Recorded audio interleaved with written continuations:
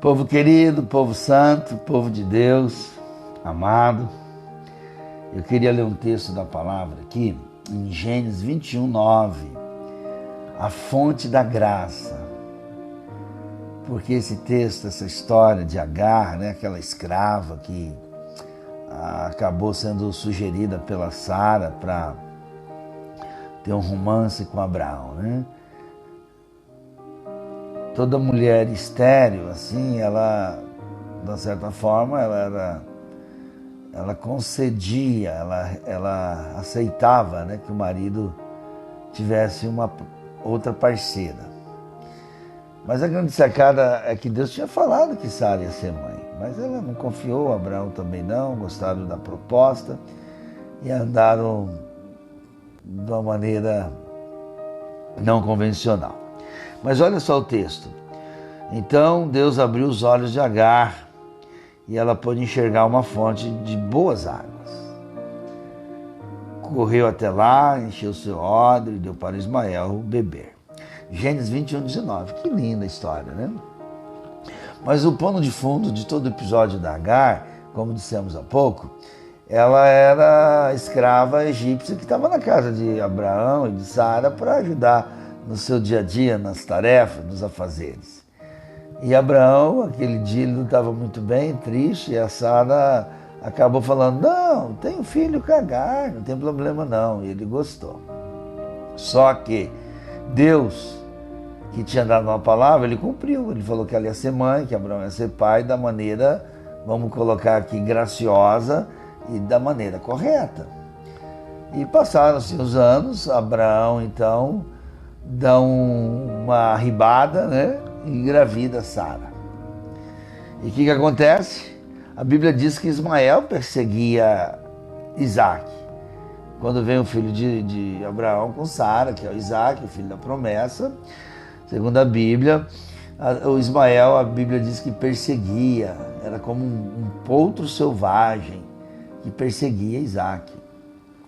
E lá em Gênesis 21 também, você vai ler o capítulo, você vai ver que a dona Agar, que estava humildemente na casa como uma boa serva, atendeu a ordem da Sara em se deitar com Abraão.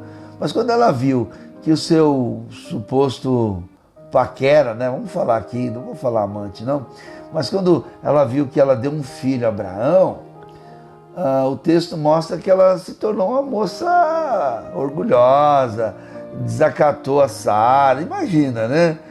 E aí não estava legal, porque ela não era a esposa oficial de Abraão.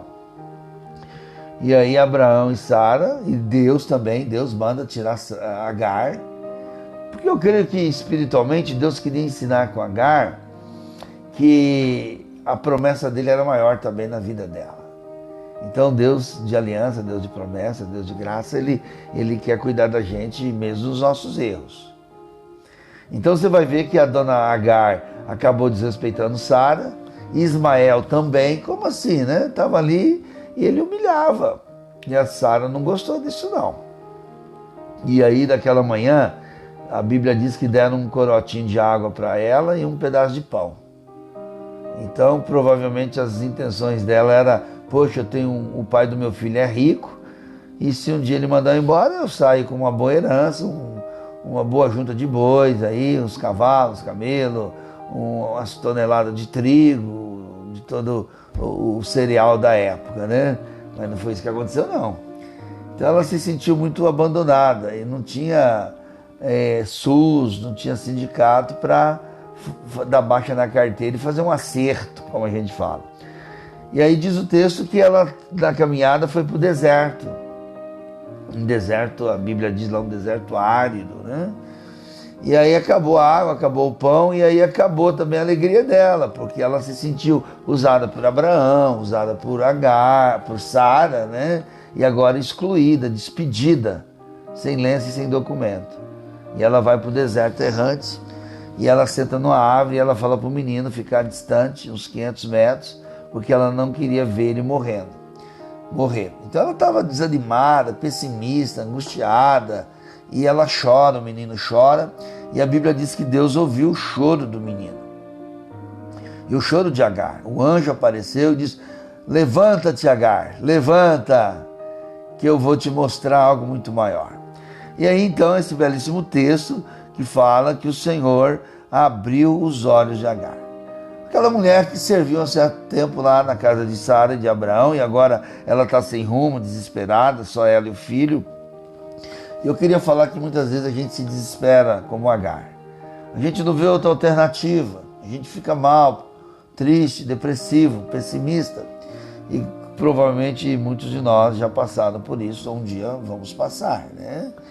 E então ela fala, eu não quero ver meu filho morrer. Para ela, a sentença de morte já estava decretada. Mas graças a Deus que o texto diz que Deus olhou, viu a condição de Agar e se manifestou, deu a resposta que ela precisava.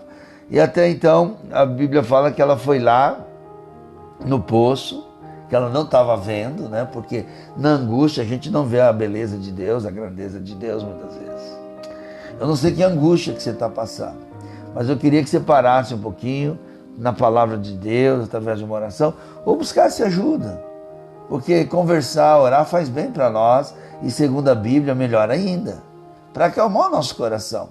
Assim como Agar foi rejeitada, abandonada e ficou perdida no tempo e no espaço, talvez você se encontre hoje perdido no tempo e no espaço, sem motivação, porque algo deu errado e você já quer desistir. Hoje a gente vê jovens, adolescentes ficando tensos por conta de um concurso, de uma faculdade, de um vestibular. Querido, acalma o coração, faz parte dos desafios. E você vai conseguir, apenas estude, se dedique e tenha uma vida regrada que você vai. E se não passar na primeira fase, passa na segunda. E assim é a vida. O que não dá é a gente se desesperar. E o que eu aprendo, né, na história de Agar, que quando ela vê o poço, ela vai lá e enche os seus odres de água, ela acalma. E Deus fala que ia fazer uma grande nação do seu filho.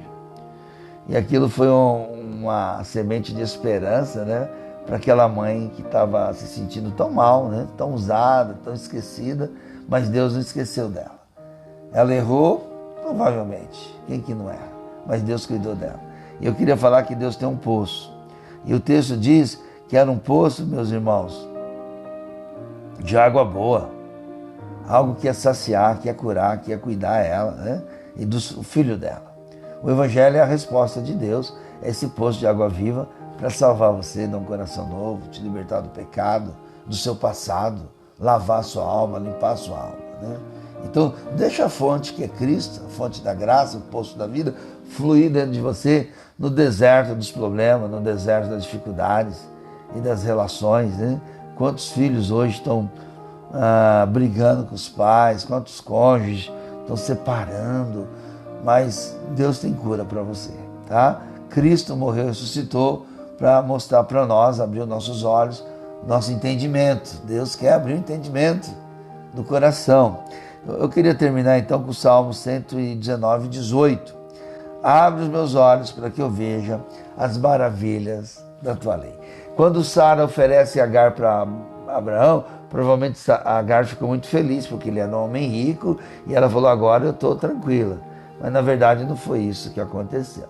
O que você precisa só Cristo tem para nós. Talvez você tenha dinheiro, tenha emprego, glória a Deus por isso, mas você não está bem.